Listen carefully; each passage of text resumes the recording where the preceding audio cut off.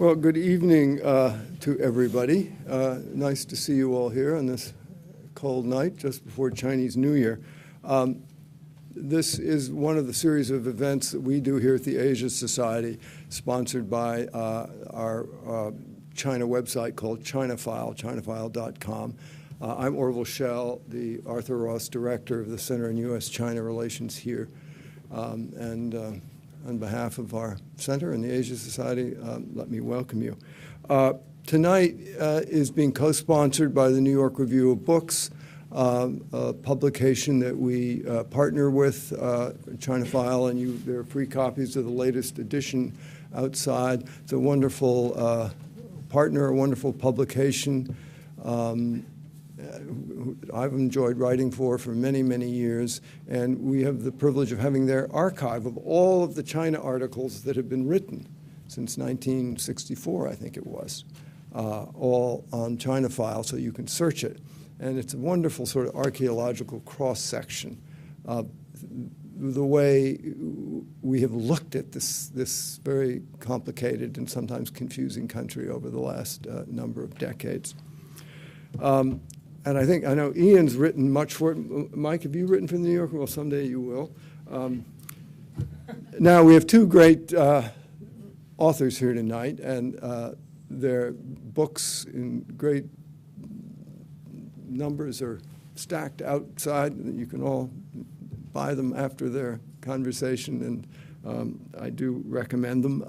Mike Meyer, who has a new book out, In Manchuria, A Village Called Wasteland and the Transformation of Rural China.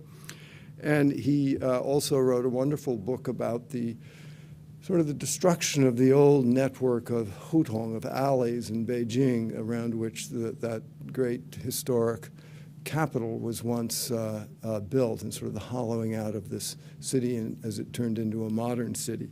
And his new book, which is about the northern part of China, Manchuria, is an interesting combination of sort of personal observation, experience, history, rumination, and a kind of a very interesting look in what we've chosen tonight to call sort of the other China. Because indeed, when you go to China, you will see much of cities, and you will see the countryside go by in your high-speed train, but you won't have much of an opportunity to actually be out and in it, and this book will help you do that.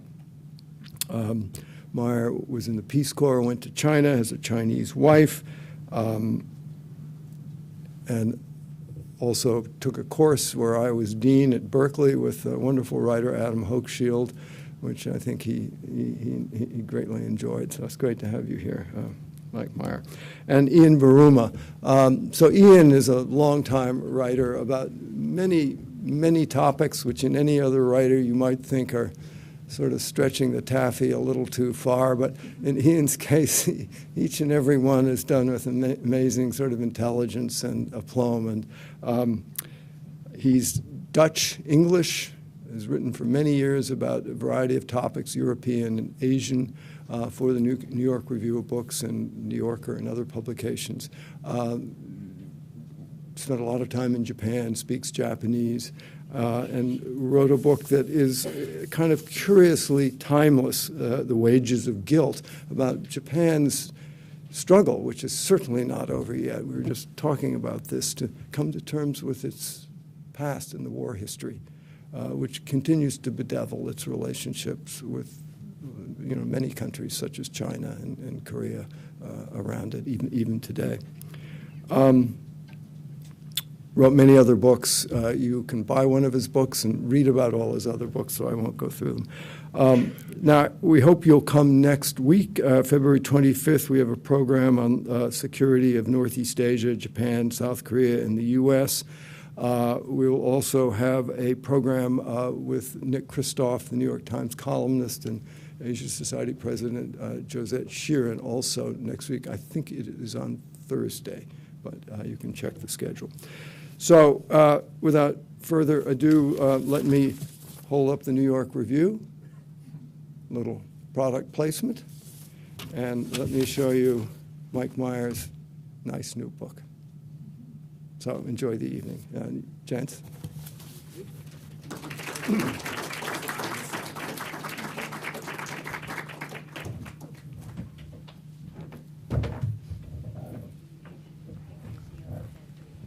have lots of pictures. We'll go through some of them in the beginning, and then we'll keep them up here, and as Ian and I talk, we'll go back to them, so especially these historical ones. But let me go all the way back to the start here. We're going backwards in time. Thanks, everyone, for coming tonight. It's really an honor to be introduced, first of all, by Orville, because when I first went to China in 1995, it was quite an accident. I didn't expect to be sent to China.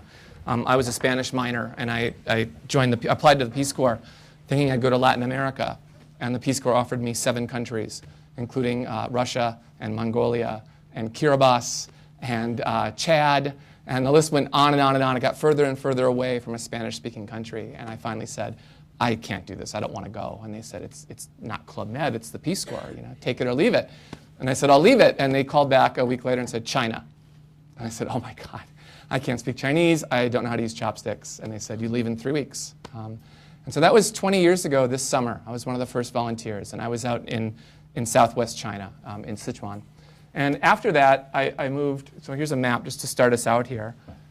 So I was in Neijiang. It's this little city down here. At the time, it was the heroin capital of Sichuan because it was on the confluence here from the road coming up from Yunnan. But in 97, I moved up to Beijing. And then tonight, I'm going to show some slides, and we're going to talk about this area of northeast China known as Manchuria, colloquially. This is the house I lived in Beijing. This is my roof that needs weeding, and this is my bicycle. In 2005, I moved into this courtyard, and I wanted to document the disappearing Hutong culture. And I think it's time to write a book when the book you want to read doesn't exist. At the time, there was a lot of reporting going on about the city getting ready for the games. But I wanted to know what was being lost and whether that was sad or not, frankly, if it was progress to renovate the inner city of Beijing or if it was a step backwards. And so for 3 years, I found a house online here, and I moved in. And it wasn't an elaborate, beautiful courtyard, with a tea table or persimmon tree. It had been subdivided over the years, so you walk in from the street here and come all the way in the back. I had the very backmost room, which would have been the servants' quarters. There's 3 people living here. 1 person living here, an elderly woman living here, 3 people living here. I have 2 rooms, so everybody called me Da Diju, big landlord. I had no heat. I had no hot water, obviously. And I did have broadband internet, though, because this is 21st century China, so they ran a line over the roof and dropped it in. The worst part of it, as you can imagine, were the toilets. Those were down the lane. And when I would go into the bathroom and squat down, I'd be facing this guy. This advertisement here with these telling you the symptoms you should be checking yourself for. In the run-up to the Olympics, they had to change their name to the Proctology Hospital. But I like this old, this is very Chinese to me. Like, be as direct as possible. But this is the lane. This is in Dashilar. This is the 600-year-old neighborhood, and it was still extant at the time, just south of Tiananmen Square. So just over what used to be the moat of the imperial city. And the Manchu, when they conquered Beijing in 1644, pushed most Han Chinese out of the imperial city. And so Han Chinese moved into this neighborhood, and it sort of became the Chinatown of Beijing. And so that's the book I wrote. After doing this, though, I was curious about life in the countryside, because this is a neighborhood that's 1 square mile. Vatican City is 1 square mile. Vatican City is 700 people.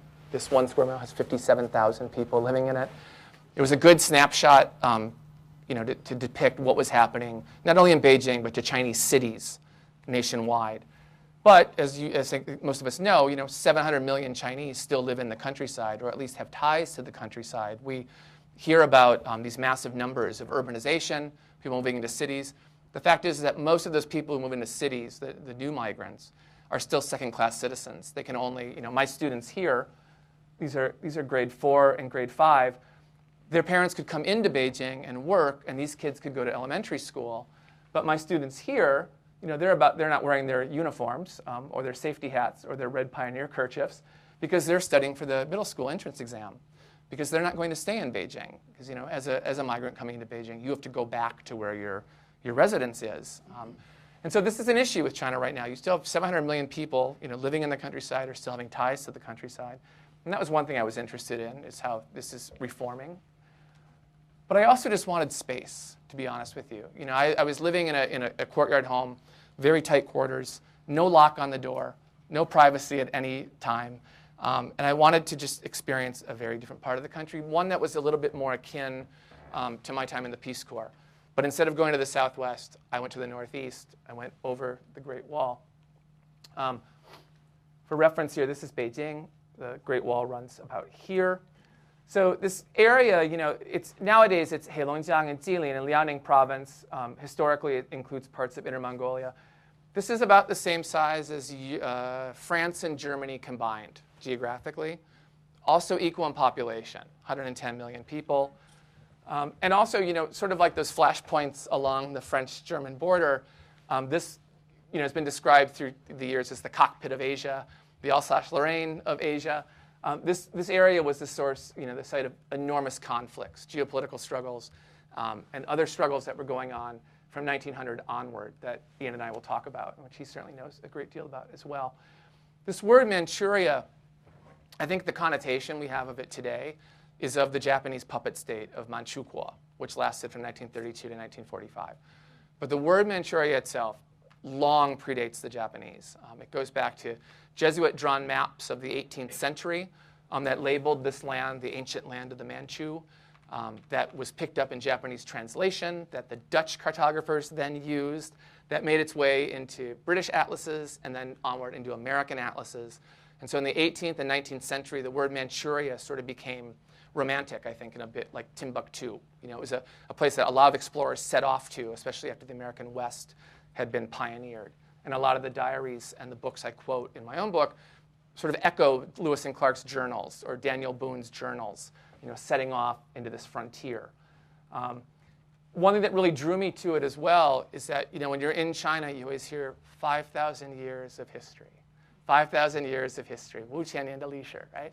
And when you're a writer, especially just as a novice student of China, that's overwhelming. And one thing that really drew me to the Northeast is that it's recorded, although there's Paleolithic sites and evidence of habitation going back 7,000 years, including the village I was in, 200,000 years.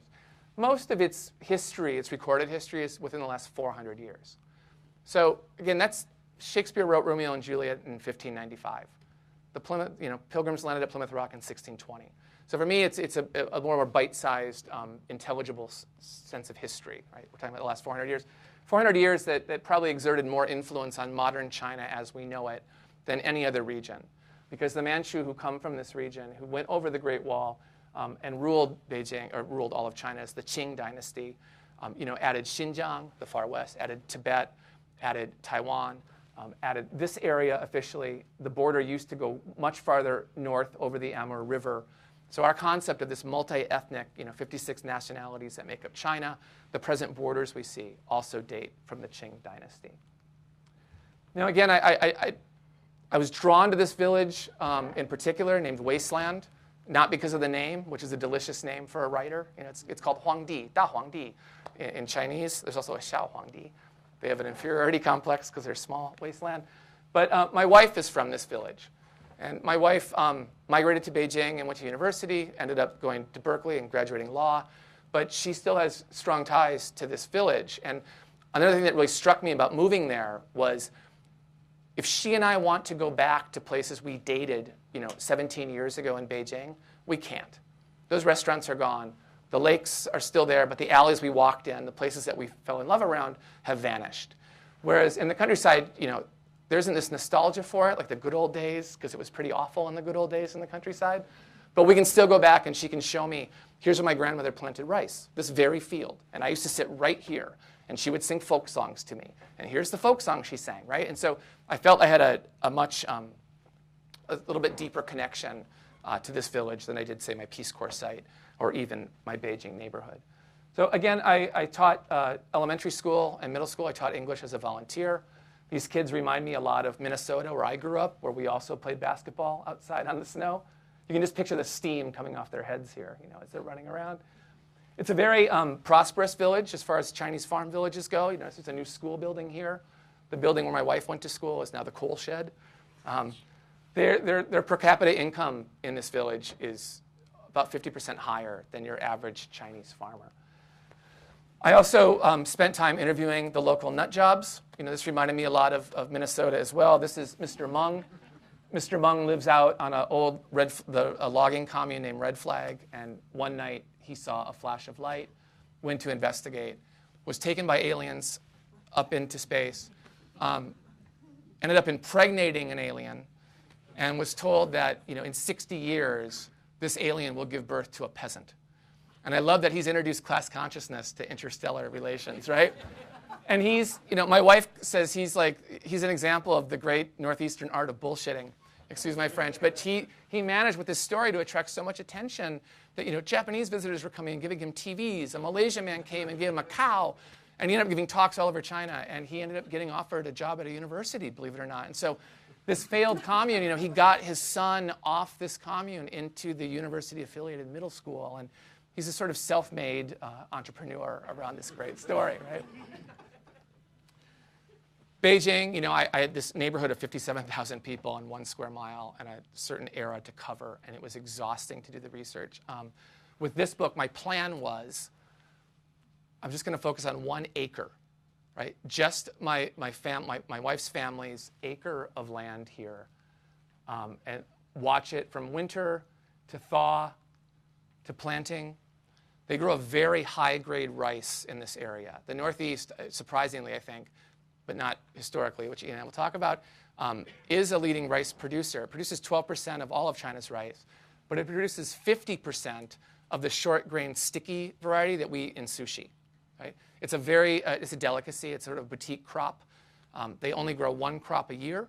A lot of them grow organically here, and that's enough to make a living. Again, a living that's much higher than your average Chinese farmer makes.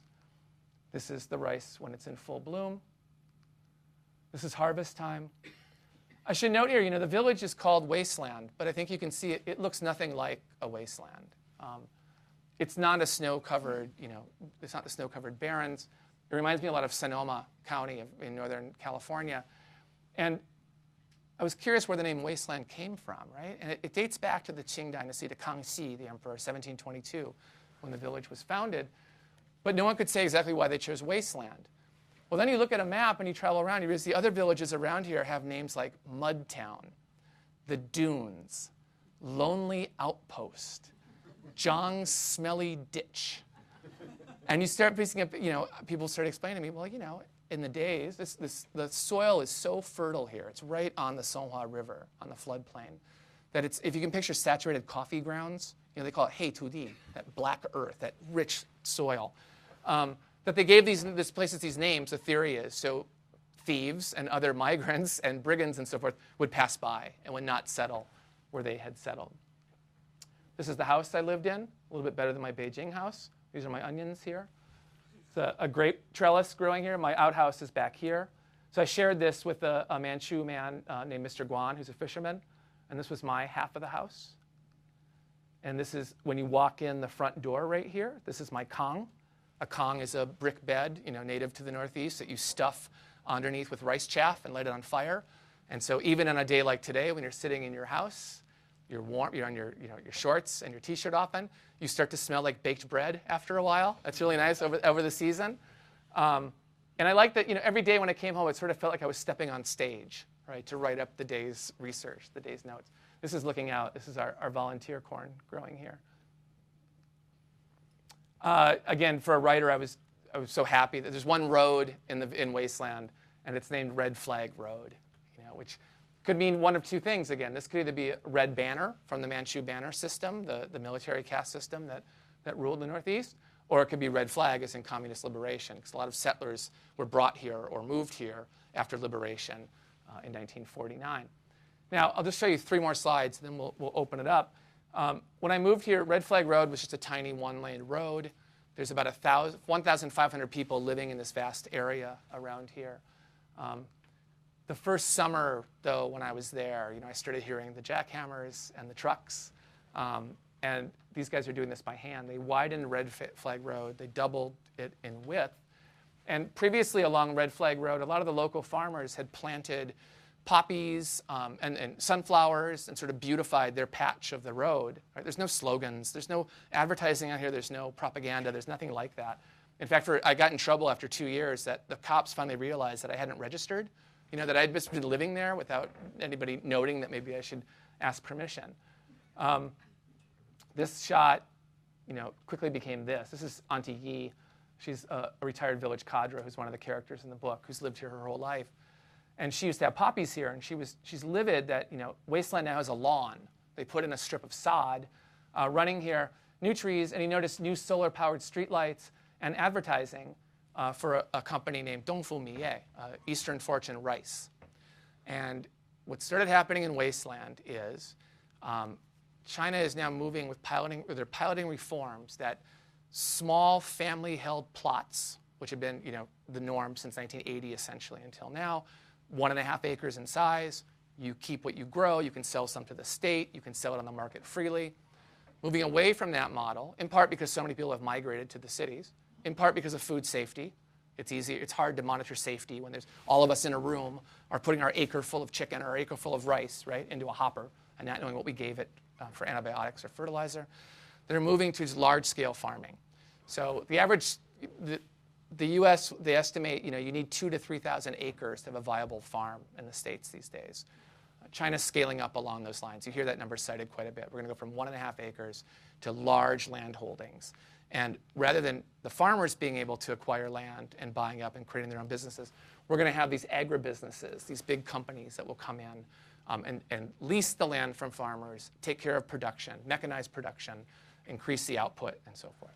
So all of a sudden I realized I was sort of writing the same book.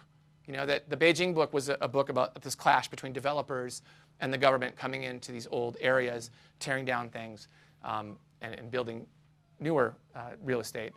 In the countryside, and I think this is why this book is important, and this book is illustrative of what's about to happen nationwide, this notion of the new countryside, or the new socialist countryside, to put it the way they say it, which isn't socialist at all, that you could have farmers or offer them the choice if you could lease your land. We won't give you the land rights for it, but we can have a company manage it for you. We can have large-scale production, and you can sell the crops to it. People like Auntie Yi, who are true believers, who remember she went to school under the Japanese in Manchuria. She can still count to 10 in Japanese. She can still sing the Manchukuan national anthem. This is anathema to her because she feels like she was raised under a communist system, and now it's being turned over to a company without her input or the local villagers' input. Out my back door, I started seeing this. It's right over my fence, and that became these. So another part of this movement is that farmers don't own their land. Nobody in China owns land except for the state. You have a 70-year leasehold. But in the cities, you can buy a house, and that becomes an investment. That's capital. You can hold on to it. You can sell it. You can mortgage it. Do many things with it, right?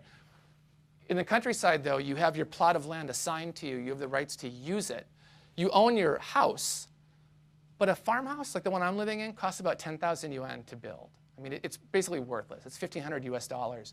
You can't raise capital on that. You can't you can't use it as collateral for a loan, say. And so farmers right now are kind of stuck of like, well, you can stay in your house with your garden and your chicken coop, or you could contract your land to a company in Wasteland and move into one of the new apartments they've built. We'll give you the deed for that. We'll take your house site, plow it under, and plant rice there instead. Again, I felt there's a similarity with the Beijing residents in my neighborhood who maybe didn't want to stay in an old courtyard home, but felt their compensation they were being offered didn't equal the value of a centrally located Beijing plot, right? That was only going to raise value in time.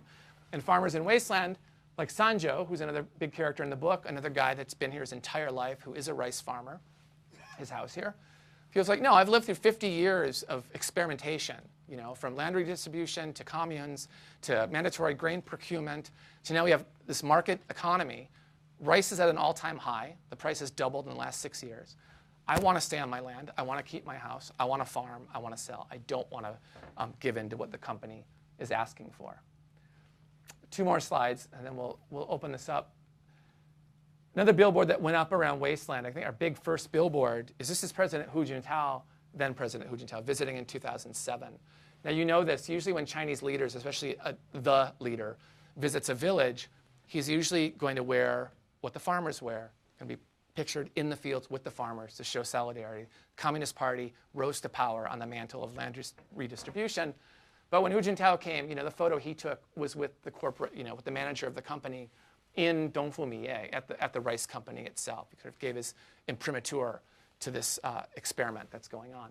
Dongfu Miye has since built an enormous hot spring quite near my house that attracts tourists from Changchun and Jilin. They have a big organic greenhouse where kids come out and pick watermelons. The gardener there is always saying they want to kick them like soccer balls. And the gardener says they can't, I'm not a farmer anymore, I'm a gardener. That's the official term now because it sounds better for tourists. And I'll stop on this slide and we can open up to some historical conversation, is that this is our billboard now in Wasteland. And if you can read that, it says, Da Zao Da Dongbe Di Yicun, or Da Zao Dongbe Di Yicun. There's actually English on the sign. Build the first village of the Northeast.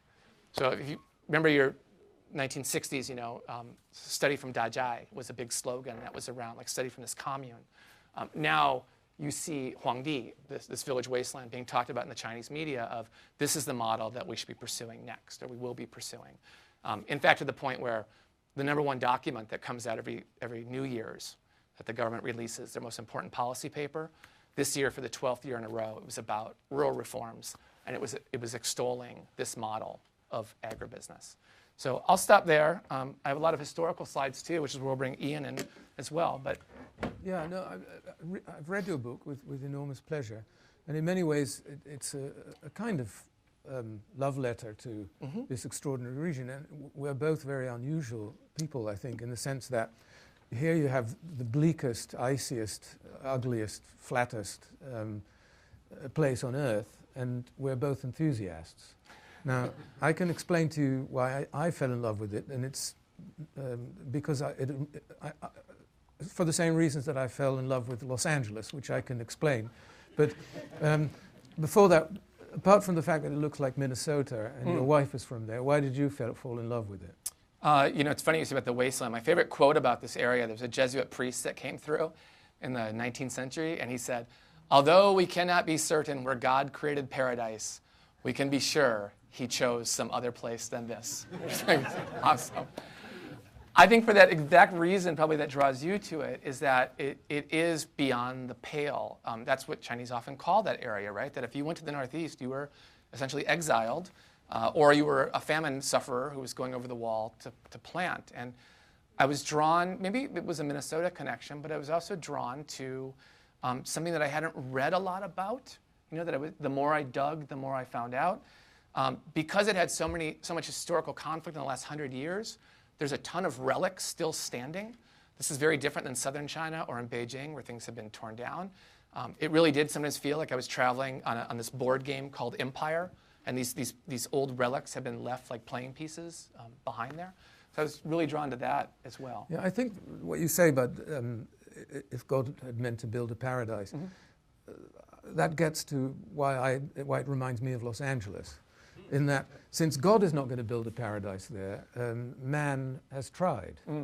And because it's so bleak and blank and open and so on, it's a great place to project human fantasies on. And if you think of the way the Japanese built their sort of fake Asian empire there, building a whole new capital in a sort of what they call the New Asian style, in sort of grandiose and pompous buildings with Chinese temple roofs and so on top. This is how I'll do this. We'll talk. That's and Russian. You say something. No, Changchun is what we're looking for. Yep. There we are. So here's the State Council building. Pompous buildings that, of course, the communists loved. So they knock everything else down, but Japanese fascist architecture they adore. So they've kept all that very carefully because they moved right in. And but the Japanese did it, but the Maoists in their ways did too, and turned it into sort of a place where they projected their fantasies. And just as Los Angeles is a place where people from the Dust Bowl and elsewhere, they end up in Los Angeles and build Elizabethan Tudor palaces and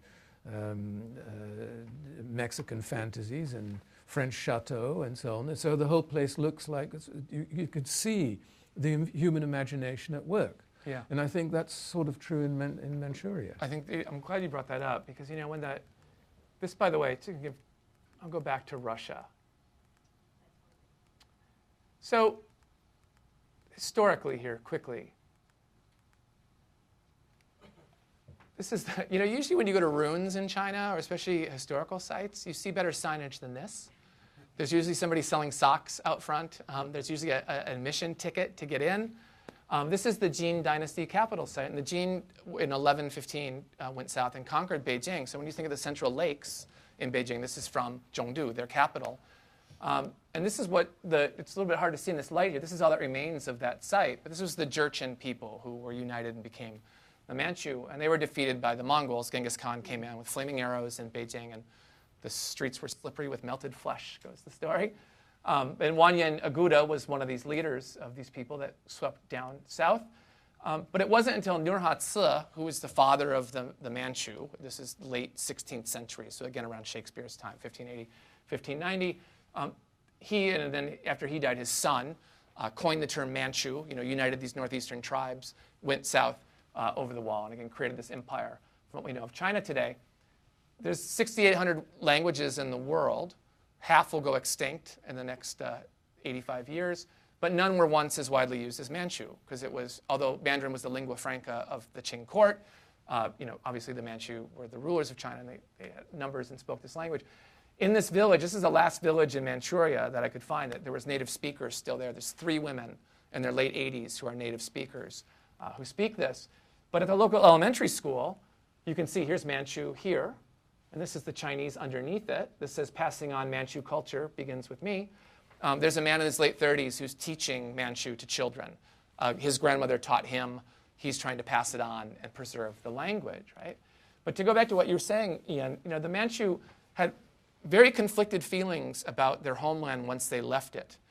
Whether or not it was a separate entity from China, whether it deserved protection or not, whether, again, you could use, if there was famine in the south or if the Russians were coming in from the north, whether you could move populations there as a buffer to keep it within the fold. I mean, what they ended up doing is creating something called the Willow Palisade, which is about the size of Maine, if you think of the area of Maine. There was a tent-like structure across the northeast that said, these are our lands. These are our ancestral hunting lands. And it was a berm with willow trees planted on top, knotted by ropes. And so I went looking for it, and this is all that remains today. It took a long time. Most Chinese have never heard of the Willow Palisade. This was the moat, and this was the berm, which is now sunflowers here. And here's some locals gleefully jumping on the remains. But once the Manchu, as their empire waned in the late 19th century, they started sort of having to let foreigners into this region that they honestly hadn't developed very much. There weren't great cities in the northeast, right? And so Russia, in exchange for a defense pact against Japan in about 1900, was allowed to build a railroad across northeast, what today is Heilongjiang, so to shorten the distance between Moscow and Vladivostok.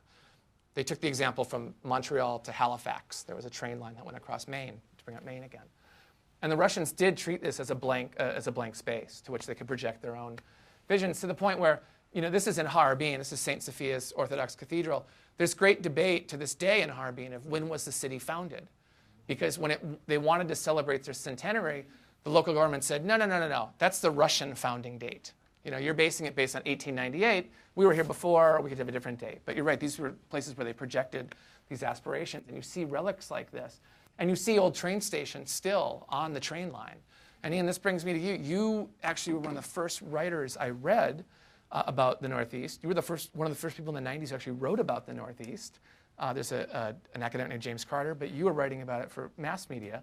And you had a story in Harper's in 1994. And I wondered, when did you first go here and why? And what did you see? Well, the reason was because I wanted to write about a movie star who died a few months ago in her 90s. She lived forever. And she was born in Manchuria, in Shenyang. And her name was Yamaguchi Yoshiko, but she went by the name of Li Koran, or Li Xianglan. Her father was a ne'er-do-well gambler who taught Chinese to Japanese employees of the Manchurian Railway Company. And so she was, when he ran out of money because of gambling debts, she was adopted by a Chinese general who collaborated with the Japanese. And so she grew up entirely bilingually. And part of the Japanese fantasy that they tried to project, and part of their propaganda, was to pretend, of course, that it wasn't a Japanese colony at all, but that it was an independent country where all the five main races of Northeast Asia would live in harmony and so on and so forth, and everybody, and the Japanese were the Chinese and the Manchus' best friends and all that. Yeah. And they had a very modern film industry. And the films they wanted to present in Chinese and Japanese was all about the Chinese-Japanese friendship. Mm-hmm. And so they needed a movie star, a Chinese movie star who could always fall in love with the Japanese pioneer or soldier or engineer or captain. And they couldn't find a Chinese woman to do this. And in a song contest in Shenyang, and again it's a very Manchurian story, the very young Li Kodan, Yamaguchi Yoshiko, Li Xianglan took part and sang Schubert and Russian songs and Chinese songs and so on. Her teacher had been in the opera company in Petersburg at some point, came down after the revolution, like many did. She won the song contest and was picked up by the propaganda studios to be a mock Chinese movie star. And again, everything is mock and theatrical, and so, which is why I like it so much. And it was a state secret that she was actually Japanese. So she was a movie star who was supposedly Chinese, appeared in these Japanese movies, where as a Chinese girl she was always falling in love with the brave Japanese. And I saw in Tokyo in the 70s, when I was there as a student, I saw one of her films called China Nights. And I became fascinated with his character, because here was somebody who was an actress who was acting an actress in real life. And the whole thing was all fake and theatrical and so on. And so I went there to see the old film studios and see where all this had taken place. And well, that's why I went there. What was visible at the time? I mean, one thing that's changed a lot, even since I first visited in 1998, is places like this. This is the former state council of Manchuria, the Japanese puppet state. As you said, the architectural style here is called Rising Asia. You know, they meant that this was going to last forever. And you see things like Shinto temples still in downtown Changchun. It's amazing to me that these have been preserved. But you'll notice this is a very good skating rink. These are rollerbladers going by in a blur here. So there's a use for this.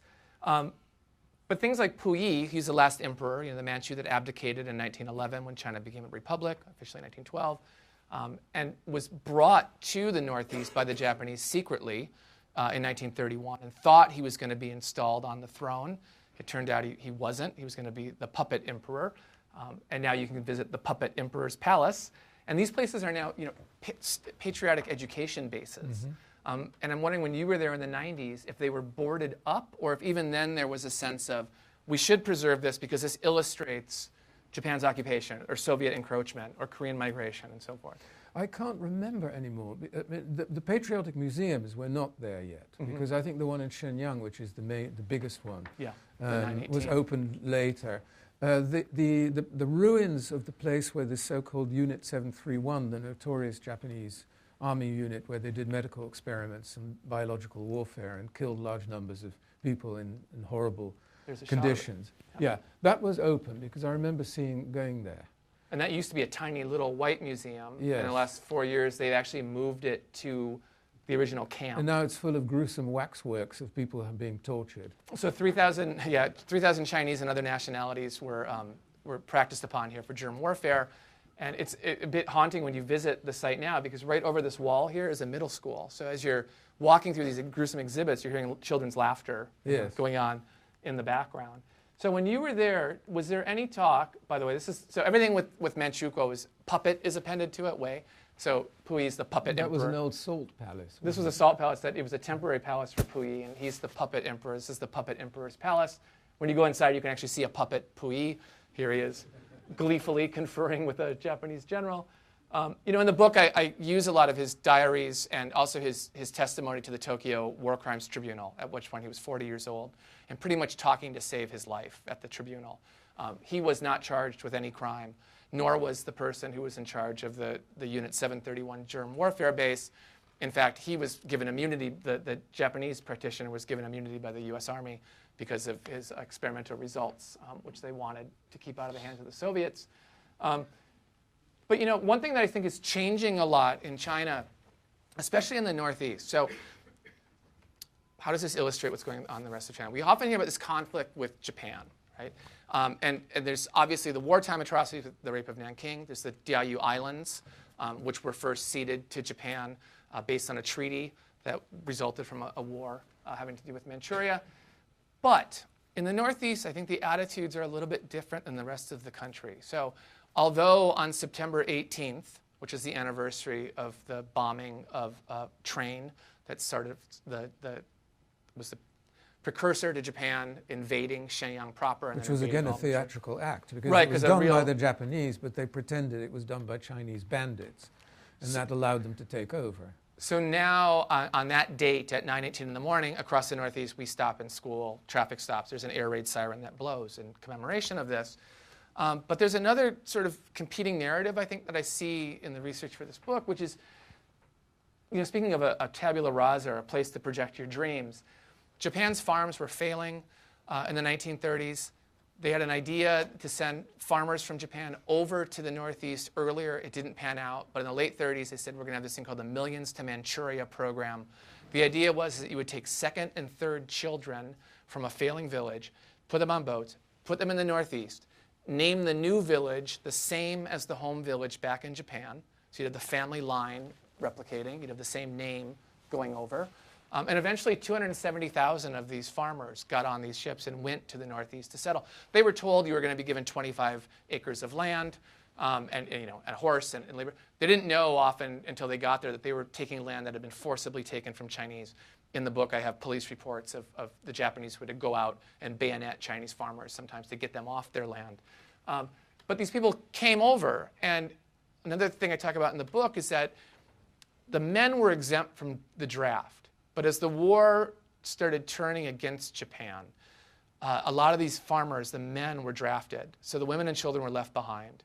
And the Soviet army was wrapping up things with Germany, and you can jump in on this at any time because the non-aggression pact was over. The Soviet army invaded in August 1945, what's called Operation August Storm, came in a pincer movement into the Northeast, and a Japanese general said of these women and children farmers, their only alternative is suicide. And for many of them, that's what happened. This is a river bend outside of Harbin in a town called Fangzheng. This is the Songhua River. It's very menacing here, the river. It's very wide.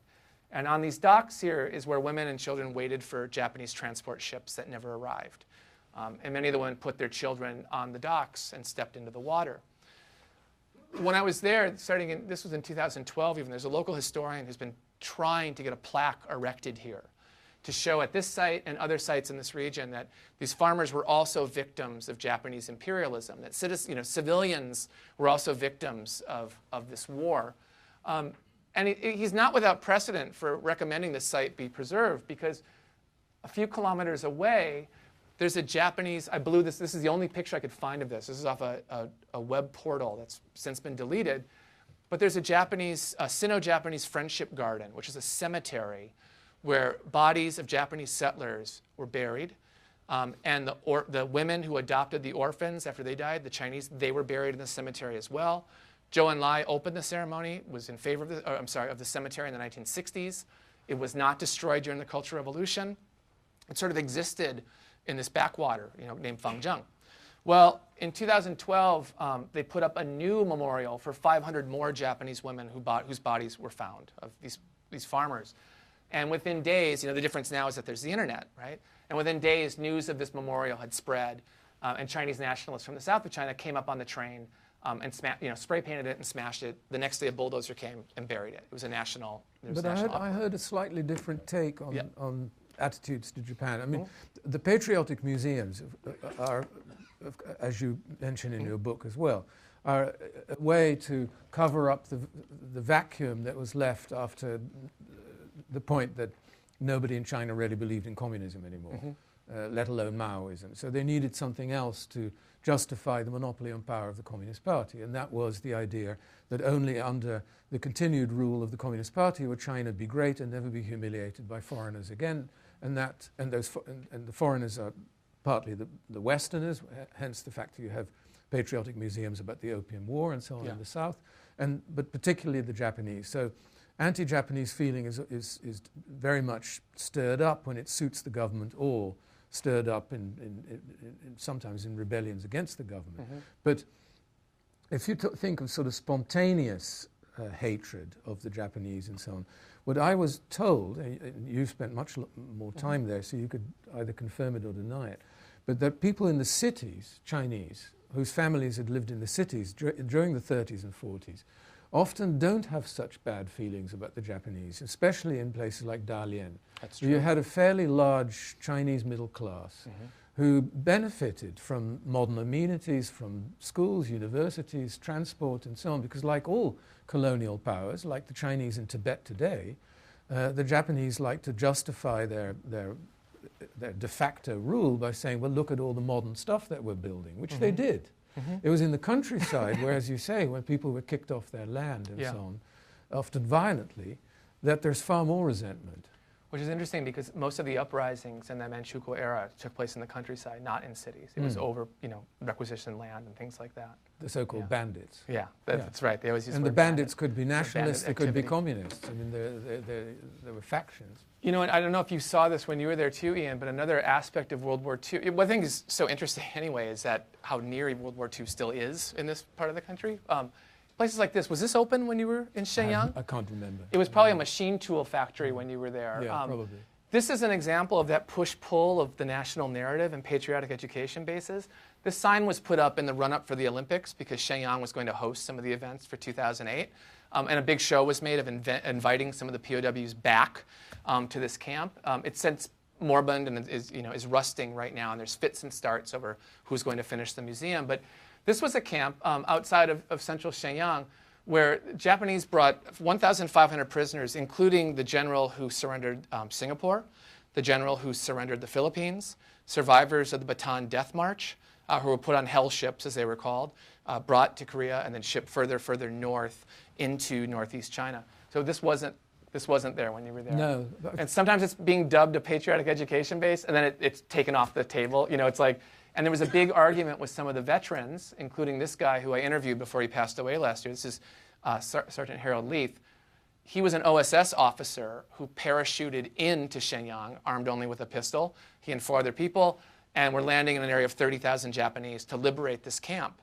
And so I interviewed him before he passed away. But he said, one of the biggest arguments they had with the local Chinese was the interpretation of events in the camp even, where the Chinese plaque would say, the Americans and British and Dutch prisoners survived only through the kindness of their Chinese minders or Chinese civilians.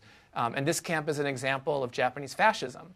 And the American POW survivors said, no, this is not an example of Japanese fascism. This is an example of wartime, a prisoner of war camp, and that's it, right? We don't have very much time, so to gradually bring it more up to date, one of the greatest atrocities that took place in Manchuria, which you, I think, describe in your book, is how the communists took, I think it was it Changchun? Yeah, it was Changchun. The siege of Changchun, where they literally starved the population into submission, where I think more people probably died in horrible circumstances than at any time during the Japanese occupation.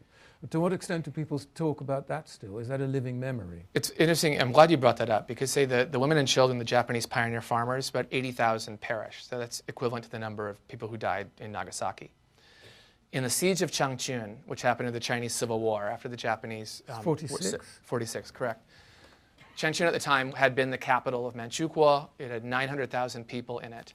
And this was sort of the last stand for northeast China. And northeast China was the first area of China to fall to the communists, a very important area to fall, that they had full control and could then go into Beijing.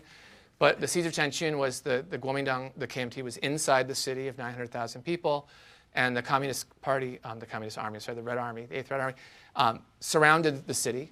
And it was under Lin Biao, actually, who went on to author Chairman Mao's Little Red Book, ordered that barricades be put up around the city of barbed wire and no resident be allowed to leave. And so over a period of 5 months, 160,000 people starved to death.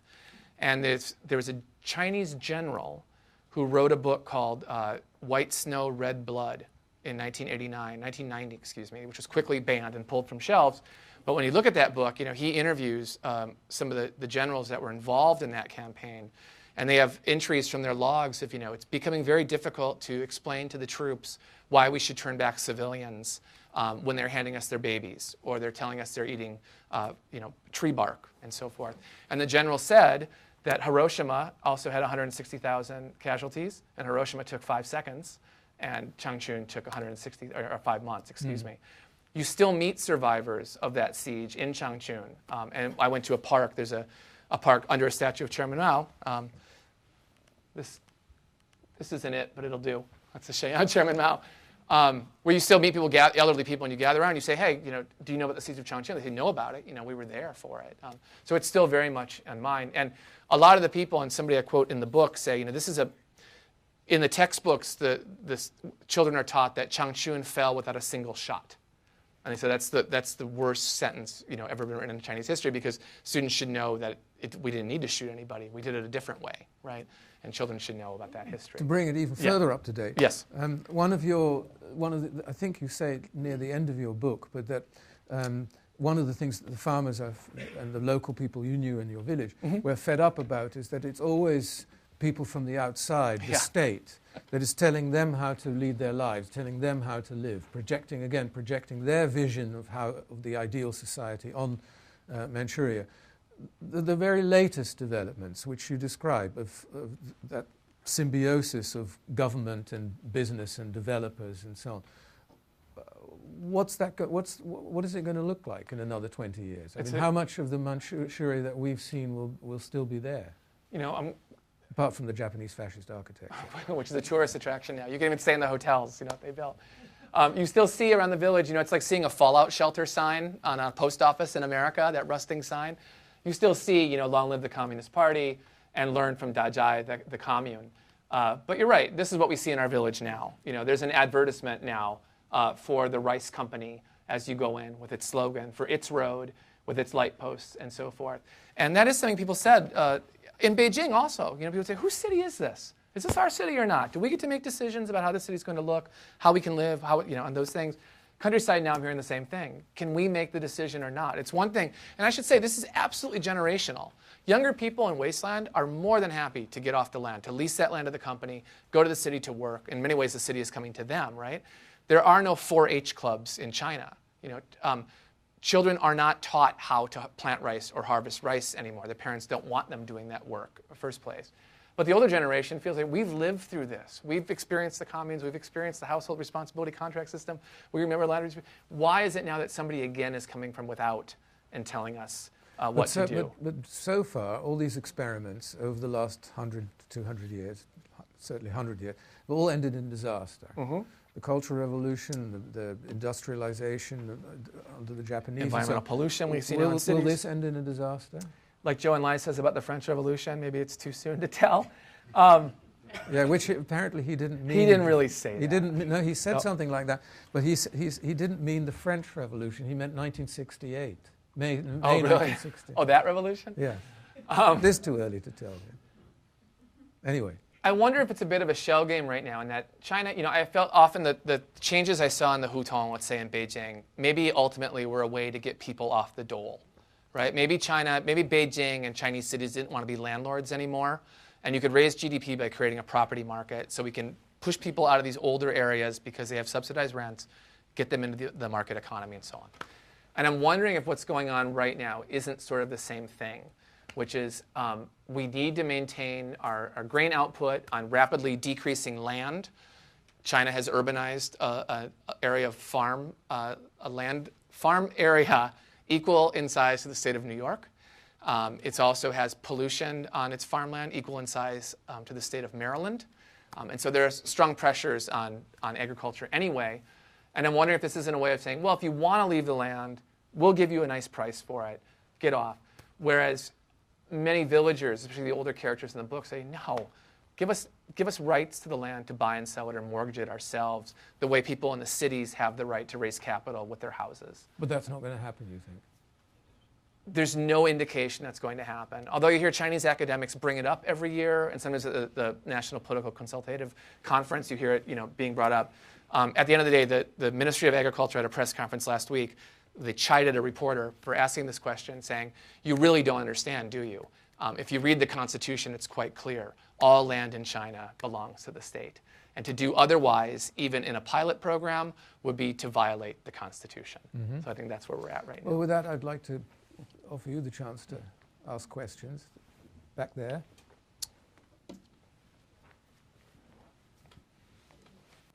Hi, as somebody who studied Korea for some years, I noticed that that's absent from the story. And But not in the book, I should tell you, because these patties were opened by Korean migrants. that's part of my question. Yeah. Yes. Okay.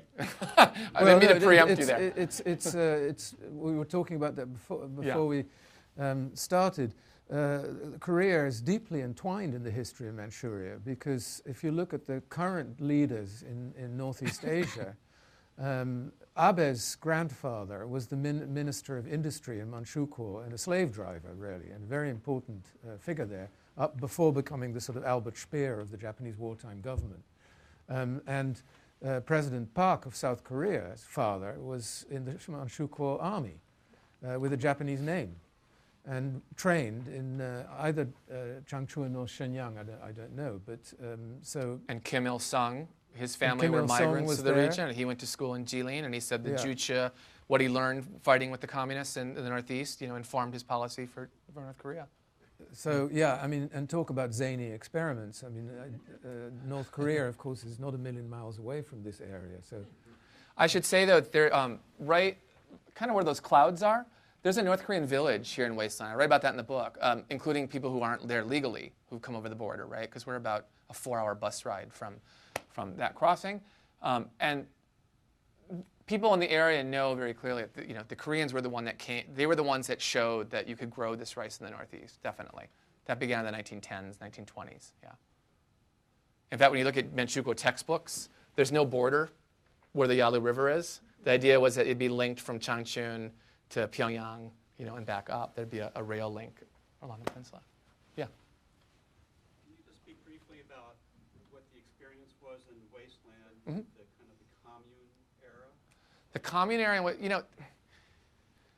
was the experience? People aren't happy when they talk about it. So the question, what was the commune era like in Wasteland? Wasteland had such a small population that they didn't have a bad cultural revolution, nor did they have a bad famine, nor did they have a bad. The numbers are small enough that people who were there were attached either to the military airfield that's still in use nearby, or they had ties to Jilin City. And so the commune era, it happened there, and the village name was changed to the 9th Production Brigade.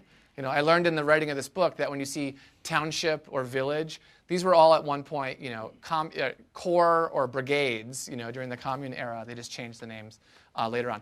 So they had it, and people talk about it. They don't talk about it favorably. They don't talk about it distastefully either. They're much more angry about the mutual aid society, the mutual aid work teams that happened in the 50s, and the work point idea that the work points weren't distributed fairly. And can you imagine? They still hold grudges over that, over who would assign the work points at the end of the day and so forth. Yeah. Yeah, well, I think you stuck your hand up first. So. Sorry. I was just wondering, when you were talking about the dynamic between the North and the South, and the people coming from the South, and is there any element of sort of Han Chinese versus Manchu in that, or is that like long gone? My landlord was Manchu, and some of my closest people that I was writing about in the book were Manchu. I didn't know they were Manchu until months later when they told me. People had assimilated to the point. There's two things going on with that. One is, the Manchu were the last of Chinese ethnicities to be granted an autonomous county. 15 different ethnicities in China have autonomous counties granted to them. The Manchu were the last to get one, 1983, when most got theirs in the 1960s. So when I hear animosity, it's over that. Actually, Manchu will bring that up, and I'll say, but there's two ways of looking at that. Either one is it was spiteful, or the Manchu had assimilated with the Han Chinese to the point where they didn't need an autonomous county, right? The numbers had fallen so low. So the Northeast has 110 million people, and there's 10 million Manchu who are living there now. But oddly enough, that number is rising. So the flip side of this now is that more and more people are self-identifying as Manchu, because in China, on your identity card, you have your ethnicity listed, right? And people want to be Man. because when you're listed as ethnicity, you sometimes get favorable policies But for that schooling. might be a little dubious, no? Because Right. I thought that Han Well, there's Chinese, so much intermarriage too. well, in this, and the Han especially. Chinese moved up there in the 19th century already, and I think by the time the Manchukuo was founded, there were very few quote-unquote pure Manchu left, and the Japanese pretended, they called them Manjin, because they didn't want to admit that it was actually part of China. That was one of the justifications for the puppet state was, well, this was never really part of China. These are Manchus.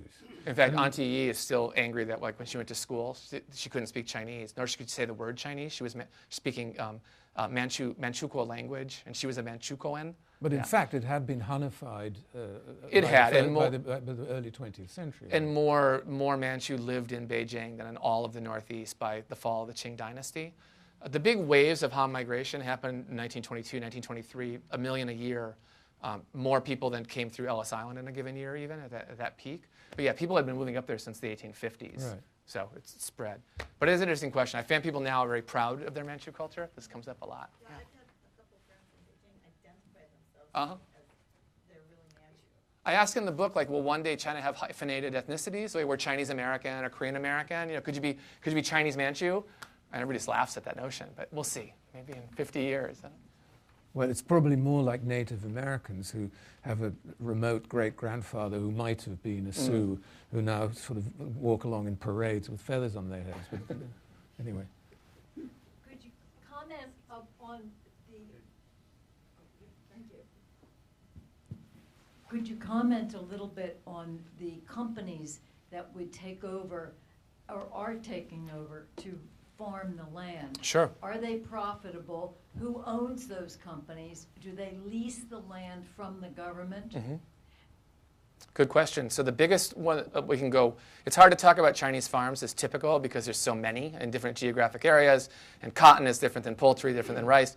For example, Cargill, the American privately held company, one of the biggest farming companies in the world, has a massive place in Anhui, the site of the Good Earth, called Site 82, which I think is kind of nefarious sounding, Site 82. But they employ 4,000 locals. They process 65 million birds a year. That's peanuts on the scale of China, says its manager. But the government is extolling them for being there because now you have in one area a uniform antibiotic system and so forth.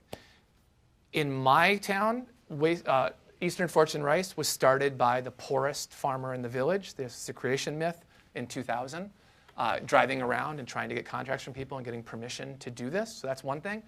Quite near to Wasteland, about 10 miles away, Singapore has signed documents that they're backing what they're calling a super farm, the Jilin Food Zone, which will be 500 square miles, the size of Los Angeles, which is going to incorporate a mix of Singapore companies, Hong Kong companies, local companies moving up there and producing pigs and organic corn and organic rice and other things too. So it's a hodgepodge of who's doing it. But to answer your question, yes, the way they're doing it is they're not buying the land.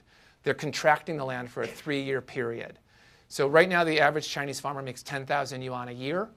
Eastern Fortune rice will give you 15,000 yuan a year for your plot of land. That contract will run for 3 years.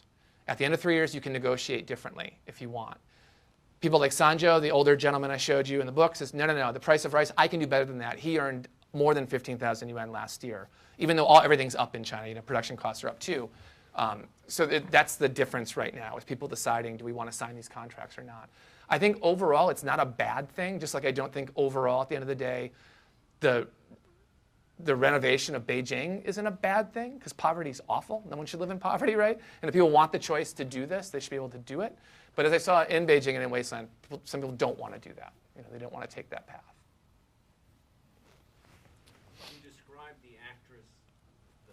The mic is on its way. You described the Chinese actress falling in love with the Japanese heroes.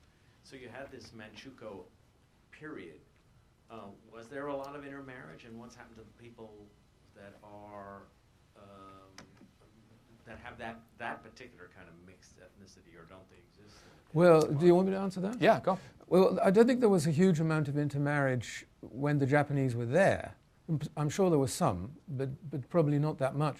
But what did happen is that when, as Mike was describing, in 1945, when the Japanese army hightailed it back to Japan and left the women and children high and dry out in the countryside, subject to raping Soviet soldiers and so on.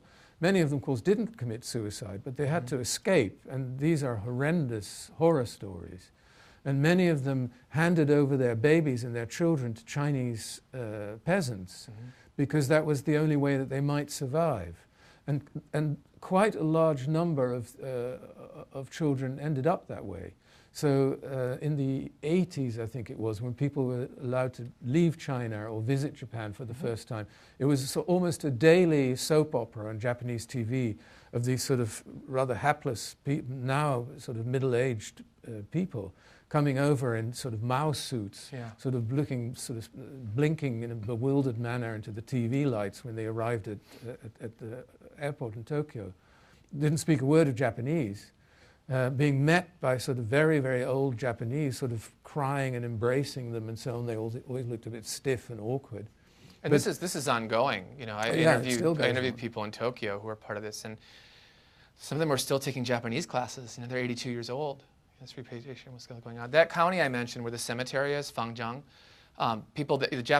there's Japanese tour groups that come every August to pay respect at the graves.